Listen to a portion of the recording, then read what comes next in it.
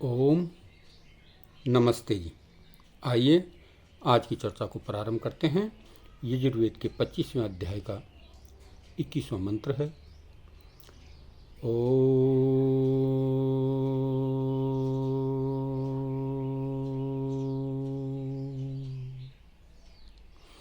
भद्रं कर्णेभिः शृणुयाम देवाः भद्रं पश्येमाक्षभिर्यजत्राः स्थिरैरङ्गैः तुष्टुवांसस्तनूभिर्व्यसेमहि देवहितं यदायुः। ईश्वर यहाँ पर उपदेश कर रहा है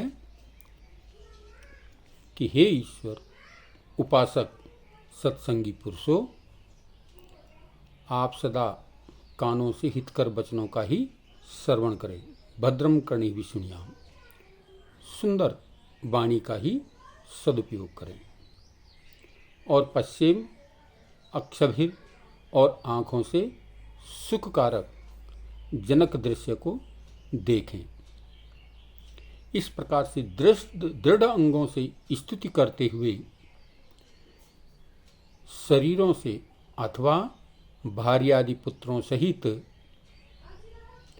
देव हितकारी कार्यों में आयु को व्यतीत करें। पुत्र पौत्रों सहित पत्नी के सहित देवकारी हितकारी कार्यों में अपने जीवन को व्यतीत करें। तो दो बातों पर यहाँ पर विशेष चलेंगे। भद्रम कर्णेभिः शृणुयाम देवा भद्रम पश्येमाक्षभिर्यजत्राः। तो देखिए, शरीर को, इस शरीर के अंदर मन आत्मा तक पहुँचाने वाले ये दो विशेष प्रकार की इंद्रियां हैं, जिनसे सारा चक्र जो है चलता है। भद्रम कर्णेभिः, सुंदर सुने, और भद्रम पश्येमाक्षभिर्यजत्राः, आँखों से सुंदर दृश्य देखें। ये आँख और कान ही विशेष प्रकार की ये संसार की सारी व्यवस्था को जो है हमारे हृदय के अंदर, मन के अंदर पहुंचाने का प्रयास करते हैं, प्रयत्न करते हैं। इन्हीं के माध्यम से जो है मन आगे दौड़ता है, ये आत्मा विचलित हो जाती है, शांत हो जाती है, अनेक प्रकार से व्यवस्थाएं चलती हैं। तो ये दो इंद्रियां ही विशेष प्रकार की इंद्रियां हैं, जिनके द्वारा सारा ज्ञान जो है ये अंदर पहुंचाया जाता है, भेजा जाता है इसके अंदर, और यहीं से फिर हमारा कार्य प्रारंभ होता है। तो हमें इस इंद्रियों पर विशेष प्रकार से ध्यान देना होगा, विशेष प्रकार से कार्य करना होगा। और यही बात जब गुरुकुल से विद्यार्थी स्नातक होकर के लौटता है तो वो आचार्य के सामने 3 संकल्प विशेष प्रकार से लेता है। क्या? चक्षुषा अहमक्षिभ्याम भूयास, चक्षुषा अहमक्षिभ्याम भूयास, सुवर्चा मुखेन, सुश्रुता कर्णाभ्याम भूयासम। अर्थात मैं आँखों से सुचक्षा भद्र दर्शक रहूं, कभी भी जो है अभद्र दृश्य न देखूं। मैं मुख से सुवर्चा तेजस्वी रहूं, मुख से उत्तम वाणी का प्रयोग करता रहूं, और मैं कानों से सुश्रुत यानी भद्र श्रोता रहूं, अच्छी वाणी को ही सुनता रहूं।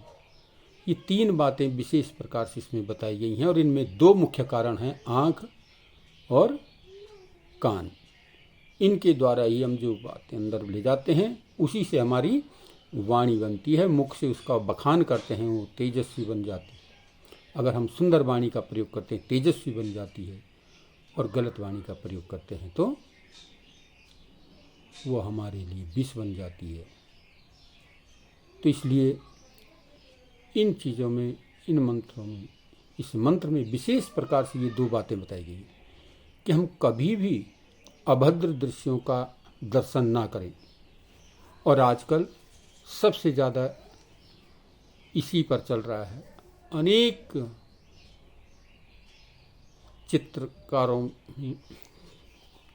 चित्रहारों में अश्लील दृश्य दिखाए जाते हैं और उनको हो माँ हो, बेटा हो, पति हो, पत्नी हो, भाई हो, मामा हो, दादा हो, दादी हो, सब साथ बैठ करके देख रहे हैं अश्लील दृश्यों को, और भद्रम करनी वही अश्लील गानों को, वही अश्लील बातों को सुन रहे हैं।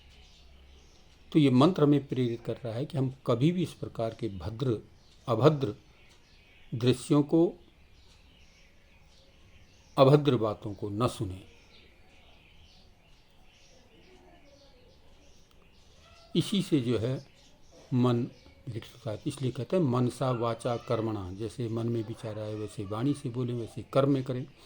लेकिन मन में विचार तभी आएंगे जब हम इन आँखों से भद्र देखेंगे, सुविचार तभी आएंगे जब हम इन आँखों से भद्र देखेंगे, इन कानों से भद्र श्रवण करेंगे।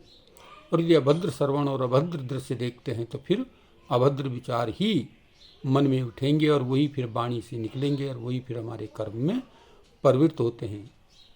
तो इसलिए ये मंत्र हमें बहुत सचेत कर रहा है, सजग कर रहा है, चेतना दे रहा है कि हम कभी भी अभद्र दृश्यों को न देखें, अभद्र वाणी को न सुने। और इसीलिए वेदों को सुश्रुत भी कहा गया है कि सुन सुन के ही पहले जो है वेदों का स्वाध्याय किया जाता था, तो सुंदर वाणी का उपयोग किया जाता था। वेदों के माध्यम से, ऋषियों के माध्यम से बताया जाता था कि भाई वेदों में इस प्रकार की बात है, हमें ऐसा चलना चाहिए, सुकर्म करते हुए आगे बढ़ना चाहिए, अच्छे कर्म करने चाहिए, अच्छी वाणी का प्रयोग करना चाहिए, अच्छी बातों को ही प्रचारित और प्रसारित करना चाहिए। तो इस प्रकार से ये मंत्र हमें निरंतर प्रेरणा दे रहा है कि हम जो है भद्रता का आधान करें, भद्रता को अपने जीवन में अपनाएं, तभी हमारा जीवन जो है सफल बन सकता है। जीवन को निष्कलंक, ओजस्वी, तेजस्वी और वर्चस्वी रहने के लिए इन 3 बातों का होना नितांत आवश्यक है। वैसे 5 बातें हैं। मन का शिव संकल्प होना, प्राणों की स्थिरता, यानी मन को संकल्पबद्ध बनाना और प्राणों को स्थिर रखने के लिए निरंतर प्राणायाम करना, और वाक साधना, वाणी को साधना, कभी भी हम उत्तेजित होकर के कोई भद्र वाणी का प्रयोग न कर सकें। इसको साधने के लिए निरंतर वेद स्वाध्याय करना और निरंतर अच्छे ग्रंथों का स्वाध्याय करते हुए आगे बढ़ना। नेत्र साधना, आँखों से सुंदर दृश्यों को ही देखने का प्रयास करना, जहाँ पर अभद्र दृश्य दिखाए जा रहे हों वहाँ से बच करके निकल जाना, कभी भी ऐसी स्थानों पर न जाना। और श्रवण साधना, अच्छी बातों का सुने, जहाँ सत्संग चल रहा हो निरंतर सत्संग में जाएं, अच्छी चर्चाएं जहाँ हो रही हो वहाँ हम किसी भी कीमत पर भी जाने का प्रयास करें, सब कार्यों को त्याग करके सत्संग में जाएं, क्योंकि वहाँ से हमें जो है अच्छा श्रवण मिलता है, हमारे कानों को जो है सुविचार प्राप्त होते हैं और मन को शांति प्राप्त होती है। तो हम अच्छे कार्यों को बढ़ाने के लिए निरंतर आगे बढ़ें। और मैं समझता हूँ इन्हीं बातों को लेकर के, इन्हीं चीज़ों को देख करके महात्मा गांधी जी ने जो है 3 बंदर बनाए। एक कान बंद किए हुए है, एक आंख बंद किए हुए है और एक मुख बंद किए हुए है। तो यही दर्शाने के लिए ये चित्रकार ने इस चित्रकला का प्रदर्शन किया है कि हम कभी भी बुरा न देखें, बुरा न सुने और बुरी वाणी का प्रयोग न करें।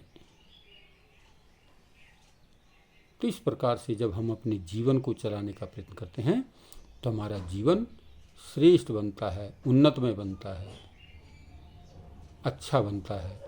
तो हम इस मनुष्य शरीर को पा करके इन शुभ कर्मों को करते हुए यदि अपने जीवन को आगे बढ़ाते हैं, इस वेद मंत्र से प्रेरित होकर के हम निरंतर नित्य सत्संग, अच्छे सत्संग में जाने का प्रयास करते हैं, अच्छी वाणी सुनने का प्रयास करते हैं, तो जीवन की सफलता और सार्थकता हो जाती है।